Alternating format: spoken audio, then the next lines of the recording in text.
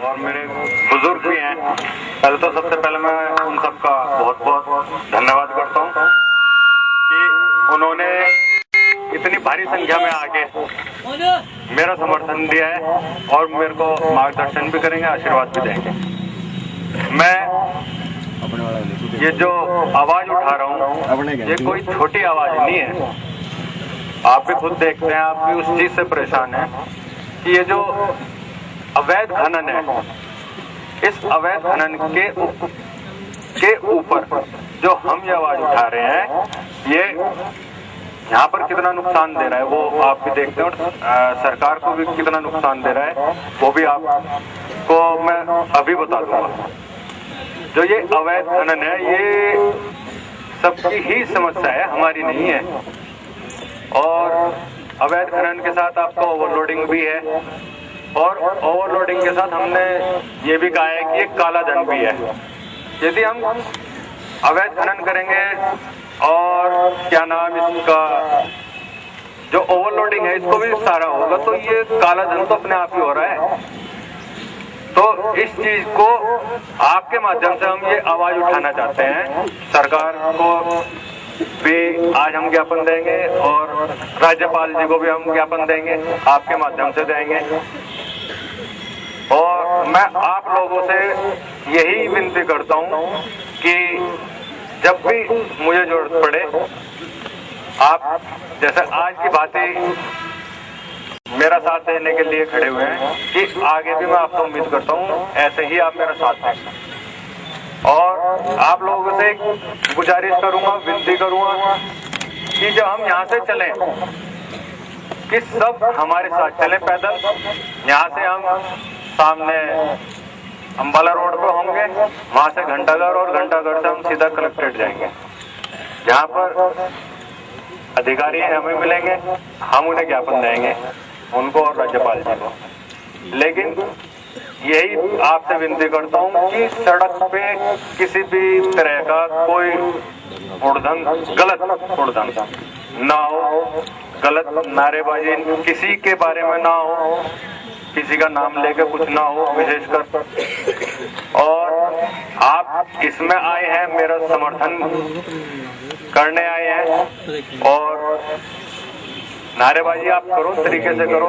सड़क पे आप चल रहे हैं, थोड़ा मैं आपसे यही निवेदन करूंगा कि वहां पर कुछ मर्यादा जो है उसको ना लांघा जाए। तो मैं यही आपसे गुजारिश करूंगा। धन्यवाद।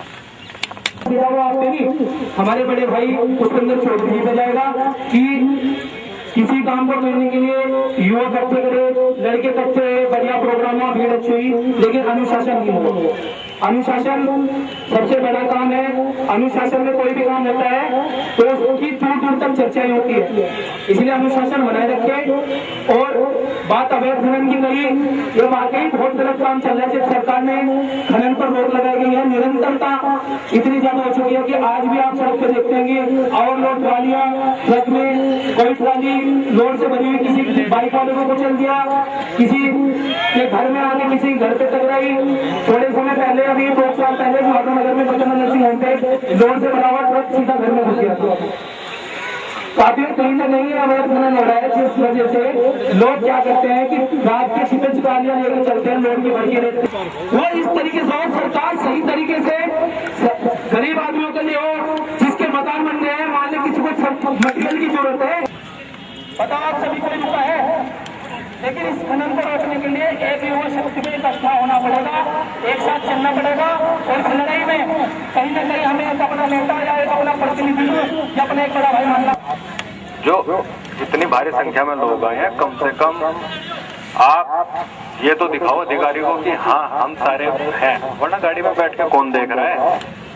आपकी ताकत तो सड़क पे है। जब हम सड़क पे चल रहे हैं तो आप कंधे से कंधा मिला के हमारे साथ सड़क पे चलो।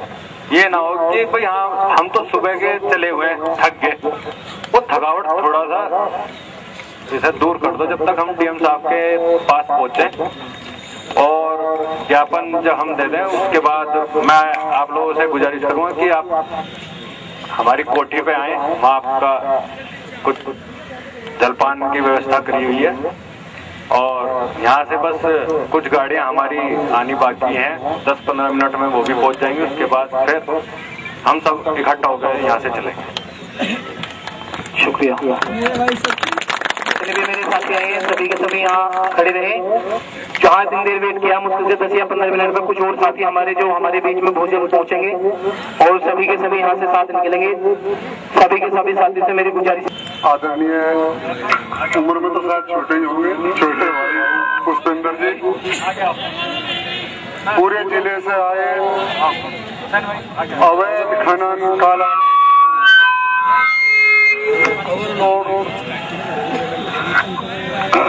के खिलाफ तमाम जिले से आए युवाओं, मेरे भाइयों, प्यारे बच्चों, सबसे पहले तो मैं पुष्पेंद्र जी का धन्यवाद करता हूं। उन्होंने, जैसा कि इनके परिवार की पहले से रिवायत है, बुरे काम के खिलाफ बोलना, गलत काम के खिलाफ लड़ना, उसी को आगे बढ़ाते हुए इस क्रम में एक नई चीज जोड़ दी है और वो चीज है अवैध खनन काला धन। आज जिस क्षेत्र के हम रहने वाले हैं वहाँ सब यमुना किनारे के गांव हैं और खनन की वजह से हर गांव के ऊपर खतरे के बादल मंडरा रहे हैं। हमको विशेषकर आप सभी जनपद वासियों के जो इसमें सम्मिलित हुए हैं उन सब के आभारी हैं। सबसे ज्यादा खतरा हमारे गांव जो ताजेवाला से लेकर पचकुआ लड़पुर तक है, सभी को गांव का अस्तित्व खत्म होने का खतरा है। अगर खनन बंद ना हुआ तो हमको सहारनपुर तो क्या, भगवान जाने राजघाट में आके कहाँ रुकेंगे कहाँ नहीं रुकेंगे। तो मैं तो आदरणीय पुष्पेंद्र जी से बधाई देता हूँ और इस काम को अधिक से अधिक जोरों से आगे बढ़ाएं, इसके लिए उनसे प्रार्थना करता हूँ। आप सभी का दोबारा फिर आभार, बहुत बहुत धन्यवाद।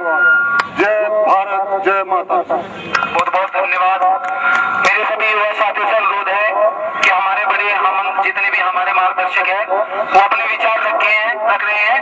सभी के सभी 2 मिनट ध्यान से सुनो। कुछ ही देर के बाद यहाँ से चलने के लिए प्रोग्राम हमारे जैसे जैसे कार्यविधि जो भी है हमारे चौधरी साहब ने बता दिया है।